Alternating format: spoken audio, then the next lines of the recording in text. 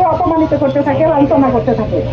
কিন্তু অত্যন্ত দুঃখের বিষয় জানানো যাইতেছে যে গতকালকে তারা সরাসরি আমাদের বোনদের গায়ে হাত দিয়েছে। প্রশাসনের কাছে আমরা এর সুষ্ঠু বিচার চাই। আমরা বাংলাদেশকে গ্রেফতার করে আইনের আওতায় আনুন, না হয় যদি বাংলাদেশে এই গোপালপুরে কোনো দুর্ঘটনা করে পুরো দায়িত্ব কিন্তু আপনাদেরকে নিতে হবে। আসুন আমরা সকলে মিলে গোপালপুরে যে গণজোয়ার সৃষ্টি হয়েছে, আজকে রূপসা থেকে পাথরিয়া, টেকনাফ থেকে তেতুলিয়া, পুরো বাংলাদেশ রাষ্ট্র থেকে নিয়ে সচিবালয় পর্যন্ত শুধু একটি আওয়াজ উঠেছে, সেটা হলো হক বলতে কাছে এবং জামাত ইসলামী বাংলাদেশ। আগামী দিনে আমরা আলকোহলের বাংলাদেশ